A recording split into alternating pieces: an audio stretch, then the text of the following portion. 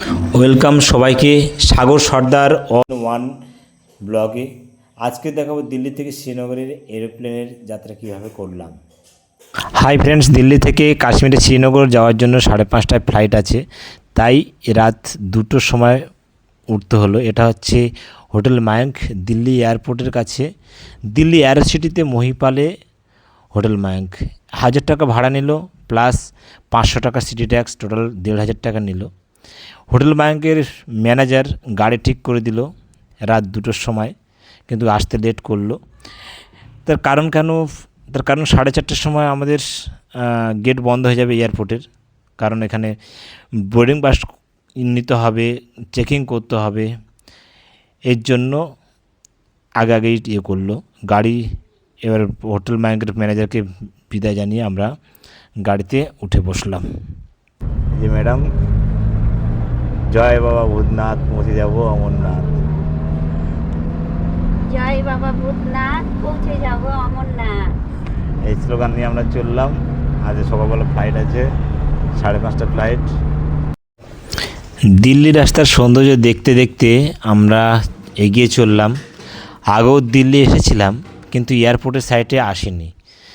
আমরা যাব এয়ারপোর্টের 1 নম্বর টার্মিনালের দিকে, যেখান থেকে আমাদের ন্যাশনাল ফ্লাইটটা যায়। কারণ আমরা শ্রীনগর যাব, তাই আমাদের 1 নম্বর টার্মিনাল দিয়ে যাব, আর 3 নম্বর টার্মিনাল দিয়ে গেলে ওখানে ইন্টারন্যাশনাল ফ্লাইটগুলো ওড়ে। এখন বাজে 2:45, রাত 2:45। দেখতে দেখতে আমরা দিল্লি 1 নম্বর টার্মিনালের দিকে পৌঁছাচ্ছি, এগিয়ে যাচ্ছি। আর শেষমেশ আমরা দিল্লি এয়ারপোর্টের দিকে 1 নম্বর টার্মিনালের দিকে পৌঁছে গেলাম। এবার গাড়ির থেকে নামবো। দিল্লি এয়ারপোর্ট খুব সাজানো গোছানো, খুব ভালো লাগলো। 1 নম্বর টার্মিনালে এখান থেকে আমাদের বোর্ডিং পাস নিতে হবে। এই ড্রাইভার দাদা নিয়ে আসলো আমাদের, নিয়ে আছে। ড্রাইভার দাদার নাম্বারটা বলে দিন, নাম্বার বলিয়ে। 9999843994। বোর্ডিং পাস নেওয়া হয়ে গেল, আমাদের গেট নম্বর 17তে যেতে হবে। আমার ওয়াইফকে জিজ্ঞেস করলাম যে কেমন লাগছে, বলছে খুবই ভালো লাগছে। বোর্ডে দিয়ে দিল 17 নম্বর গেট, শ্রীনগর ফ্লাইট। ওই দেওয়া আছে সমস্ত গেট, এইদিকে যেদিকে গেট দেখাচ্ছে সেদিকে যেতে হবে। খাবার দোকান ওখানে আছে, অনেক রাস্তা আছে যাওয়ার। অল গেট যেদিকে লেখা আছে, যে ইন্ডিকেট করছে সেদিকে যেতে হবে, তাহলে ফ্লাইটটা পাওয়া যাবে। আমরা 1 নম্বর টার্মিনাল এখানে সব দিয়ে ঘুরে ঘুরে এলাম, ফটো তুললাম। এবারে উপরের দিকটা যাব, আগে ঘুরে নিচ্ছি সব জায়গায়। এরপরটা উপরে যাব। এবার উপরে উঠে নেব। উপরে ফটো তোলা হলো। উপরে সব দোকান, খাবার দোকান। বেশি খিদে পেলে তবেই খাবে, নইলে বুঝে শুনে খেতে হবে, কারণ প্রচণ্ড দাম, নইলে সব টাকা খরচ হয়ে যাবে। আমরা কুড়ে হয়ে গেলাম, এখানে এত হাঁটলাম। অনেক আর কি চেকিং হবে, চেকিং হয়ে গেছে। এই গেট নম্বর 6 সব লাইন দিচ্ছে, এবারে ঢুকবে বলে এখানে। আমাদের তো এখানে নেই, আমাদের আরও সামনে যেতে হবে। এই যে ম্যাডাম দাঁড়িয়ে আছে, আমাদের যেতে হবে 17 নম্বর গেট। এয়ারপোর্টে দেখলাম আগেকার মানুষ যেরকম মুখ দিয়ে জল খেত, তেমনি ব্যবস্থা আছে। আমিও এইভাবে করে ডান দিয়ে সুইচ টিপে মুখ দিয়ে জল খেলাম। আমাদের তো খিদে পেয়ে গেছে, আর কি করা যাবে, থেকে পারা যাচ্ছে না। पेट में दौड़ रहा है चूहा और मुंह बोल रहा है हुक्का हुआ, इसलिए हम खाने के लिए जा रहा है। खाएंगे तो बहुत बड़ा दाम है। এয়ারপোর্টে খাবারের দাম অনেক, অন্যান্য দোকানের থেকে প্রায় 3-4 গুণ 5 গুণ বেশি। দেখে শুনে বুঝে শুনে খেতে হবে, না খাওয়াই ভালো। এই যে এরোপ্লেন দাঁড়িয়ে আছে, এই আমার আছে এয়ার ইন্ডিগো, এতে টিকিট আছে। এই যে আমরা যাচ্ছি এবারে এয়ার ইন্ডিগো যাওয়ার জন্য। না, পৌঁছে যাব অমরনাথ।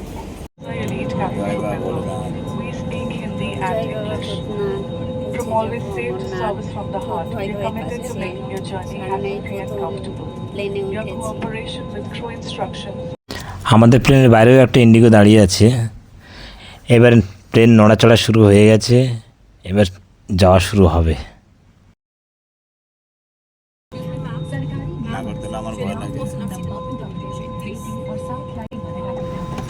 প্লেন এবারে পিছন দিকে যাচ্ছে হালকা হালকা করে, মানে পিছন দিকে গিয়ে আবার সামনের দিকে যাবে।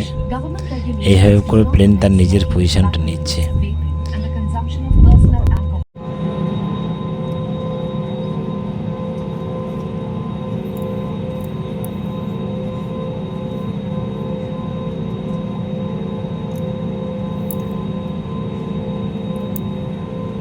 ভগবান নাম করেই যাচ্ছে। ফার্স্ট টাইম ওটা তো, ফার্স্ট টাইম ওটা।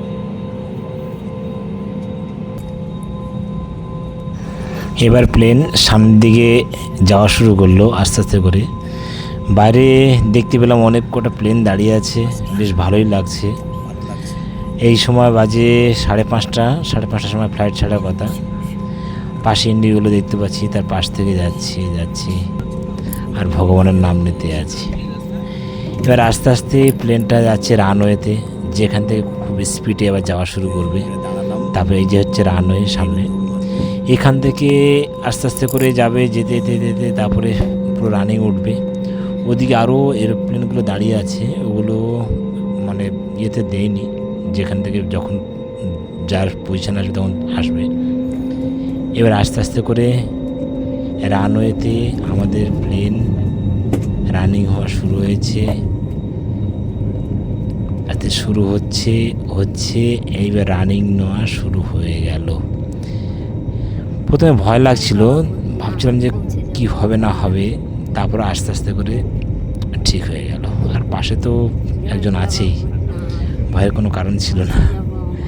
বেল্ট ফেল্ট সব বাঁধতে বললো, তাদের কথা অনুযায়ী সব বেল্ট ফেল্টগুলো বাঁধলাম, বেঁধে এই প্লেন ওটা শুরু হয়ে গেল একদম আকাশে।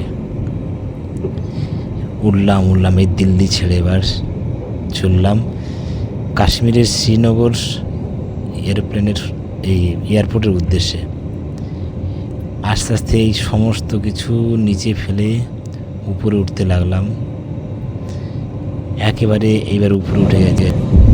উপরে যেতে যেতে দিল্লি একেবারে পুরো ছোট হয়ে গেল, কোনো কিছু আর দেখা যাচ্ছে না।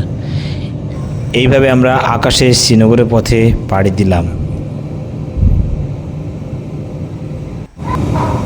বাড়িগুলো একদম পুরো ম্যাপের মতো লাগছে, গুগল থেকে ম্যাপ বের করলে যেমন লাগে ঠিক তেমনি লাগছে, ছোট ছোট। আস্তে আস্তে নীল আকাশের মাঝে উড়ে গেলাম। উপরে উঠে দেখলাম যে কত সুন্দর মেঘ বয়ে চলেছে, আর উপরে উঠতেই লাগলো। একবারে পুরো সূর্য দেখা যাচ্ছে ওদিকে হালকা করে, আর এদিকে মেঘগুলো চলতেই লাগলো। একদম পুরো একাকিত্ব হয়ে গেলাম, পুরো বিচ্ছিন্ন হয়ে গেলাম পৃথিবীর মানুষজনের কাছ থেকে। এইভাবে করে চলতেই লাগলাম।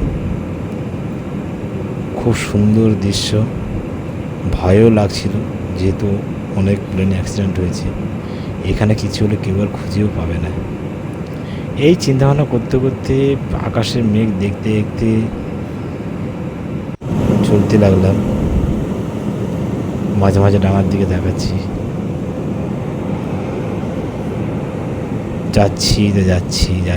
যাচ্ছি, কখন পৌঁছবো এটা চিন্তা ভাবনা করছি।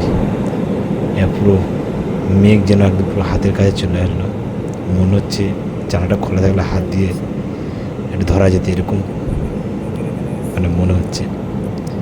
মেঘের উপর থেকে চলতে লাগলো আমাদের এরোপ্লেন। এইভাবে যেতে যেতে মোটামুটি কাশ্মীরের হালকা পাহাড়গুলো দেখা যাচ্ছে উপর থেকে কাশ্মীরের এই পাহাড়গুলোর দৃশ্য অসাধারণ, পুরো যেন মনে হচ্ছে গাছের পাতার শিরা মতো মনে হচ্ছে, অসাধারণ লাগতে লাগে। এইভাবে দেখতে দেখতে শ্রীনগরের কাছাকাছি চলে আসলাম। এই শ্রীনগর উপরের এয়ারপোর্টের কাছাকাছি আসছি। উপর থেকে দৃশ্য দেখতে দেখতে পাইন গাছগুলো দেখতে পাচ্ছি।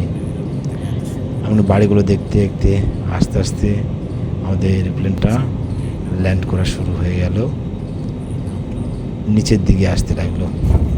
এই নিচে নেমে গেলাম। এইবারে দৌড় মারা শুরু করলো আমাদের এরোপ্লেনটি। এইভাবে আমরা প্রায় পৌঁছে গেলাম এয়ারপোর্টের ওখানে। ফাইনালি পৌঁছে গেছি শ্রীনগরে। এবার ফ্লাইট থেকে নামবো। এই যে Srinagar taxi stand, prepaid taxi, এখান থেকে সমস্ত জায়গায় যাওয়া যায়। আচ্ছা, এটা হচ্ছে শ্রীনগরের এয়ারপোর্ট, যেটা সাদা রঙের যেটা ছিল। আর এই যে প্রিপেড ট্যাক্সিতে করে এদিকে সোজা চলে যাচ্ছে বালটাল, পেহেলগাঁও। পরের ভিডিওতে দেখাবো শ্রীনগর থেকে বালটাল যাওয়ার সুন্দর দৃশ্য।